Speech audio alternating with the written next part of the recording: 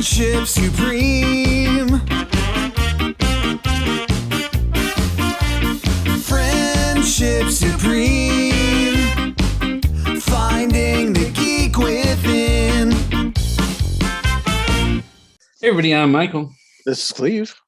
And welcome back to another exciting episode of Friendship Supreme Holiday Special. Or the podcast dares to ask, what happened if Santa gets stuck in the sand in Florida? Obviously, you get a gorilla and a sheep and a horse and a dog and a donkey and other things. The sheep. The sheep was my favorite. The pig was mine. Because, okay, so here's how I imagine it went. Hey, I want to do this Christmas movie. Okay, what do you need? I'm going to need a horse, a sheep, a pig, a cow, a raccoon. What else? There was other things. A gorilla. Can't get you a gorilla. I have to get you a costume. That'll work. All these animals are going to be kind of expensive. Get untrained ones. We don't even need it. Like, just bring them in. It doesn't even matter. How much we got to spend? $20. I have a farm up the street that'll just let us walk their animals. I've got you. This is the age too of where we. Okay, so anyways, guys, we're reviewing thanks to a suggestion on Instagram. You guys can find us at Friendship Supreme on Instagram. We watched Santa Claus and the Ice Cream Bunny.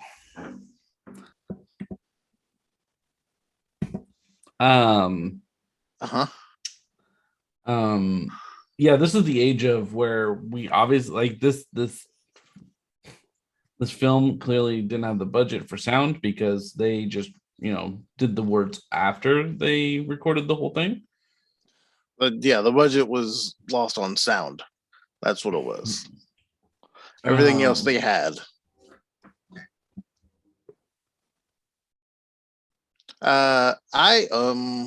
Well, this might be the worst movie I've ever seen, but also it might not count as the worst movie I've ever seen. We'll get into it during Santa and the little bit of trivia that I could find about this movie. So, real fun fact: Michael and I both watched Santa and the Ice Cream Bunny, but two different movies. Mine has Santa sitting the kids down and telling them about Jack the Beanstalk. And Michael, what was yours? Mine had a story about Thumbelina. And here's the interesting thing, okay?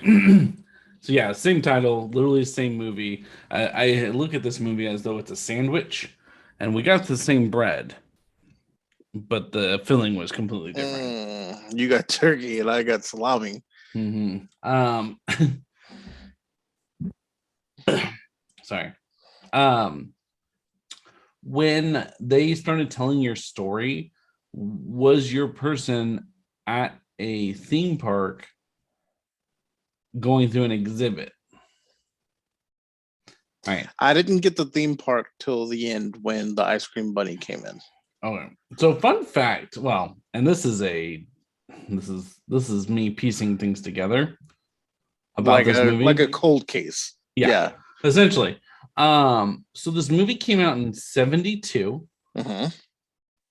Disneyland happened to show up in 1971. There's a little park known as Pirate World in Dania, Florida. I did see something about Pirate World. Yep, not too far, about I think 2 hours away from old Disney World. So Disney World opened in 1971 in Florida. Right. And their attendance dropped drastically. Imagine so. So while trying to claw at whatever they could to make themselves seem relevant, we used trademark-free characters such as Santa Claus and, fun fact, the Ice Cream Bunny, who is from this park, to create a movie to try to to Okay. get hype going. So like, Got you. Okay. Because the whole time I'm going, why isn't it just the Easter Bunny? The whole time I'm like, why did we just use the Easter Bunny? That makes sense to me that they would be cool. evidently, the ice cream bunny has nothing to do with ice cream at the park. Sadly, the park went under and they had to sell everything in 1975, so it didn't do its job. The movie, big surprise.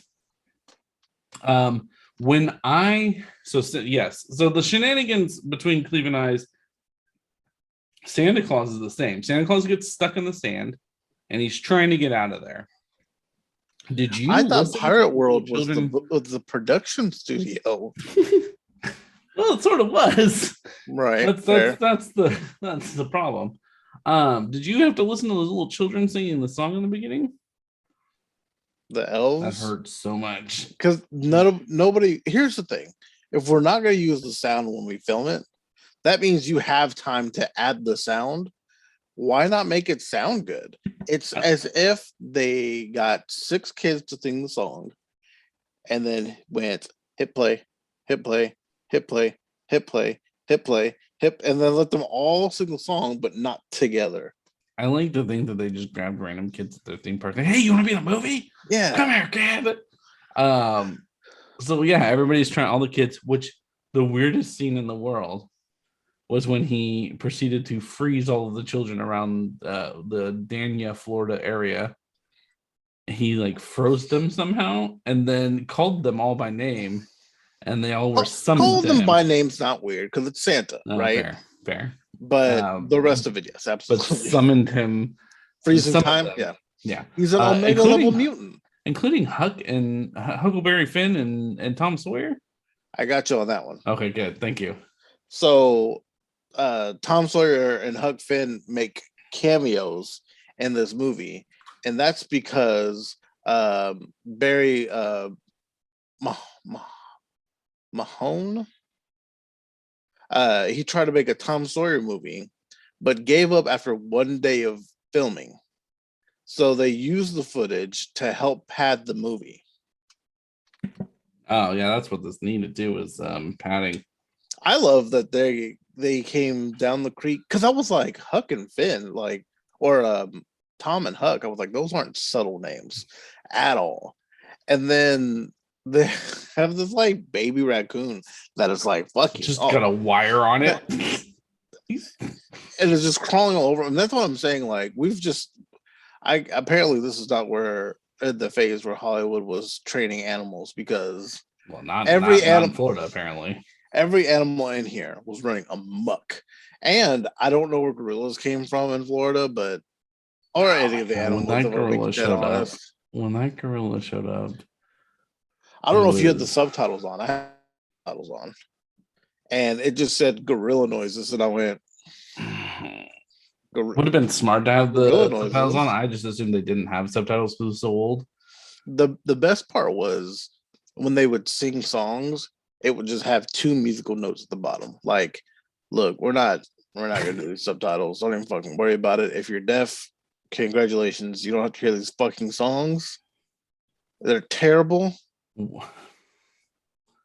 What I'm going to do is send you the theme song of Thumbelina, because she has a beautiful theme song. Yo, and I wanted to stab my ears out. You should hear the giant old Jackie boy. Jack had a song too, but the giant, it was all fee fi fo fummin. Wasn't good. So then I get this Jack and the Beanstalk story, and I'm like, where are we going with this? Why? What? We set up a whole premise and a whole plot of Santa being stuck in the sand, and we're like, okay, we got to get out of this. And then, yeah, as Cleve said, Santa starts telling a story, and you're essentially just thrown into Jack and the Beanstalk or Thumbelina. And I can't remember what he said, but it was along the lines of, Santa always be there for you and make sure you get your presents. He can count on him, just like the old story story of Jack and the Beanstalk, and they just fucking tell the story. And okay, so also Thumbelina and Jack and the Beanstalk, 1970 movies. Yeah. So we just We crammed just that took in there. old movies and said we're gonna shove that right in there. And they were also done not well. There are some editing in mine that are very questionable. Very questionable. I don't know how yours went, but there was one point where Jack had gotten to the top where the castle was, and it's like a projector behind him in the castle on clouds. And he's like, I'm gonna go. And he turns, and then it goes snip, and then it's a figure behind like some smoke. And the smoke machine just going off. That's beautiful. There was one time where a guy was looking there and someone was walking in on him, and he was looking to the right, and then the camera cut, and it cut to him going like this. And then it cut to him looking this way, and then the person walked up. And I was like, why did we do that? We didn't. He could just walk into the scene. It already looks like a fucking play. Why? Oh, man, it was So Thumbelina, like we zoom in on a girl good. going to Pirate World Oh, okay. and like enjoying the day. Yours, I feel like made a little bit more sense than mine did. Well, like he's telling the story. He's like, is he narrating it? Yeah. Oh my god, it's the best. Okay, so something along the lines of the same thing you said. I didn't get any narration. Oh no. He doesn't narrate it. Okay, I'm sorry. Okay. No. But you have to assume that he is literally. He said the same thing along the lines of like blah blah blah. You know, and don't forget the story about Thumbelina. Mm-hmm. And suddenly we go to a girl at Pirate World going into a attraction, like a museum. Okay, I'm with you. Speaker boxes everywhere, where you're hearing a ominous voice, who you later find out to be Mrs. Mole, narrating the story of Thumbelina from first person perspective. Mind you, she's only in like a third of the story, so I'm not sure how she's the one that's narrating it. But anyway, so if you really think about it, on like this, oh my god, on this like meta level, Santa Claus is telling a story to children from the perspective of a girl who goes into a museum to listen to a story told by the perspective of a mole about a princess that's the size of a thumb. There's a lot of rapey feels in it. I don't think I'm supposed to say that word. Okay. It's real pervy feel from just about everybody. Okay. I'm not familiar. I remember watching the Thumbelina movie as a child, but like some of it seemed vaguely. There was one point in time where I had to watch a witch do some real weird ass fucking singing and making a potion to give this woman a seed so she could grow a child. Okay.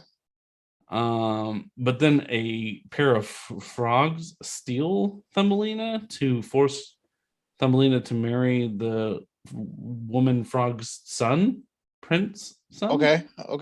Yeah. So she escapes to then find herself amongst moles, and this old mole lady starts taking care of her, but is super condescending and very much 1970s. You need a man, otherwise you can't survive in this world vibe. It's a different time. She introduces 1972, different time. She goes, I'd like to introduce you to my friend. This is like supposedly months after they've known each other. She's like, I'd like to introduce you to my friend. And there's just this mole man in a costume standing in a corner, and his name's Mr. Digger, and he's just kind of like going back and forth and like shaking kind of. And at some point he then asks her to come to his house to look at all of his fine things. And then when she gets there, he's like, yes, I'm a collector of fine things. And I looked at Katie and I was like, run. That's like. I almost feel like we need to watch each other's movies because out of mine, what was your runtime? Because I know you watched the riff track ones. Hour and 28. Okay, so you watched the riff tracks, the 2010, the not live one. Yeah, The live one mine is was not like 2 hours. Mm. Mine was an hour and 10 minutes. Mm. And it was 45 minutes Jack and the Beanstalk. So the first one I started because okay, so I'm gonna admit this to you guys. Cleve told me out a little bit, but yeah, the first one I started was an hour and 20 minutes. I got about halfway through into the Thumbelina story. I still don't even know how you got one that long. No idea. It was like an hour and 22. And I said, I can't fucking handle this. And so I found out that there was a riff track version, and I was like, I'm just throwing that on there because it will make it semi-digestible. I'm glad that I didn't watch that one because I don't know if we would have ever found out that there were two versions of this movie. Ever. I'm not, yeah, my mind is blown as to how we have collectively found 4 different versions, 2 riff tracks of 2 different versions, and then 2 of the original versions. In fairness, I did just speak it into my Amazon thing, my smart thing. So I wonder if it like just found it somewhere else. Okay, that's possible. Originally, when I looked it up, it said it was on Tubi, which is what we watched it on. I thought, but so fun fact: this is Richard Weiner, Winer, Wine R. This was one of the 2 things he directed, and never directed anything again after this. I sure as fuck hope so. Apparently, it was written by Hans Christian Andersen, who died in 1875. This I would assume Thumbelina and maybe Jack and the Beanstalk.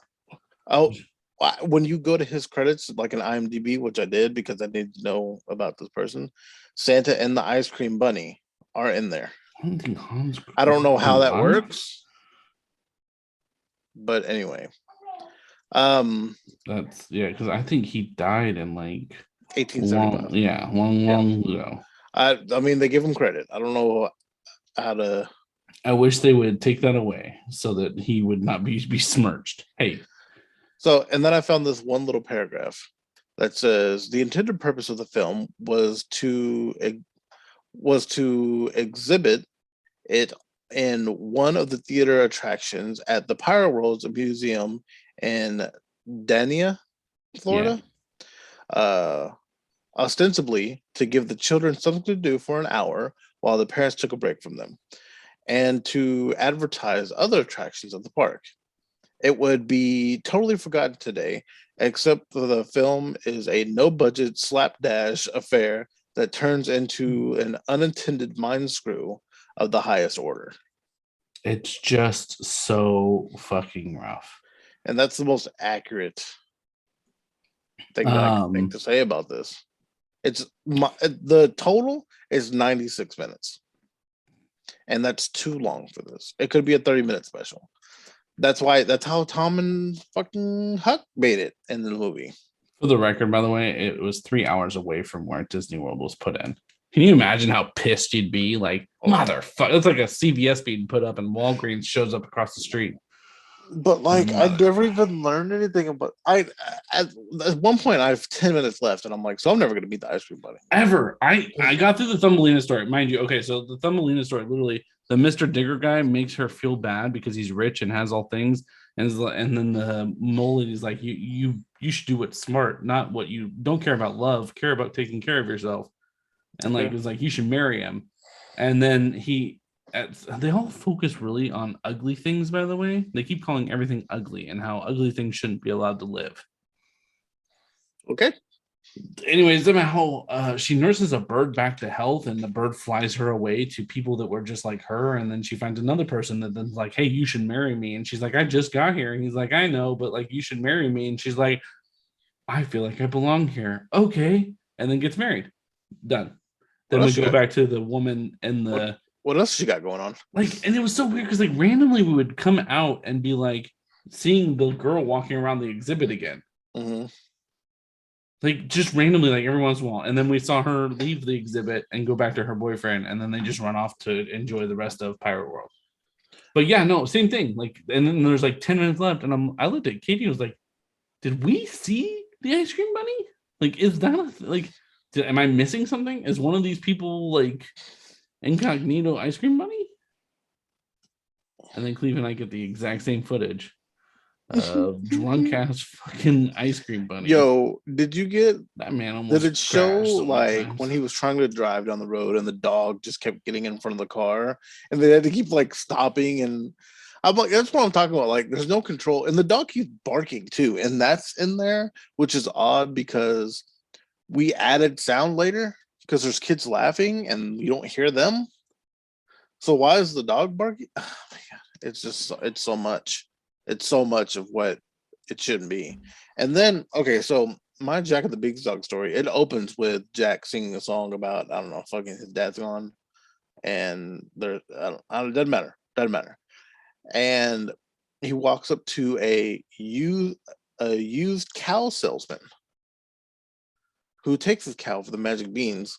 He comes home and his sister's like, "Are you stupid?" I Like, saw what that is in a GIF, by the way. Like her, the mom throwing them out the window, and then all of a sudden the fucking beans them. it was like a rope that they had just attached like grass to, and the giant had a wife, and the wife was like cleaning for him and stuff, and he would come into the room and go, "Where's my dinner?" That was like his whole thing. But then when he sang, it was one of the nicest voices that anybody's had in the whole movie, which was amazing. That's surprising. It was like this, like with all of his chest, it was like a little bit higher pitched, and he sits in this big rock chair, which makes sense for this guy, right? And he's like, "I'm gonna take a nap," and goes and just turns over in his rock chair, and his wife is like cleaning crumbs around. It's so fucking weird. And then I don't know, man. At the end, everybody's singing together, including the salesman who cheated him and other people out of money. But he's still on board for like, So that was weird. And I thought I've not seen this before. He takes his sign and he changes it to a magic bean salesman and hangs it back up. And they're like, "Hey, you the guy that sold Jack his magic beans?" He's like, "Yeah, you want some? Like $100. He gives me his magic beans right now." And I'm like, this man's a hustler. Like he's working hard. He's running the fairway at at Pirate Land right now. Yo, Jennifer showed me that picture you sent her about what you had watched, and I don't know if she told you. I thought you guys had taken James into like some state fair thing, and you were like, "Nah, this is the movie." I was like, "Oh, oh The my!" bird that's clearly just a man hunched over, and it's a lot. A lot of their background was supposed to be like mountain stuff. It was just a painting. Oh, the best was when you would have to show Jack and the giant at the same time. Oh god, yeah. Because it was clearly film of the giant, like projected on a wall, blown up, and then like Jack would crawl in front of it. And I was like, "Yo, I could do this. Like, I can make this happen." I want to meet the actors. Oh my God. I tried to look and see if any of them had done anything. They've got to all be dead. And IMDb, well, I mean, not necessarily. One of them turned to porn. Because when I was searching this movie, all of a sudden an article for porn came up of like an article for porn. It was hold on. I mean, the kids are in it. They have to still be alive. Oh, the kids, yeah. I don't think they're credited though. Some are. Just, I mean, give you guys some idea of what we watched just now. I don't know if this is even going to come up. Yeah. That's That is the most terrifying thing I've ever seen in my life. Was that rabbit? And he just drunkenly was swerving everywhere. Like there was never a time where, because I'm pretty confident he couldn't see out of the. Oh my God! Did you not notice that? Like when he was like dancing and singing, there's a little hole in his mouth, and you could see the person's nose in it. That's amazing. Like just swaying around on the inside. Yeah, no. All I saw was the car slowly drifting to the side, and at one point in time, the kid kind of like nudging the wheel, and it just kept going slowly into the grass, and then it cut away.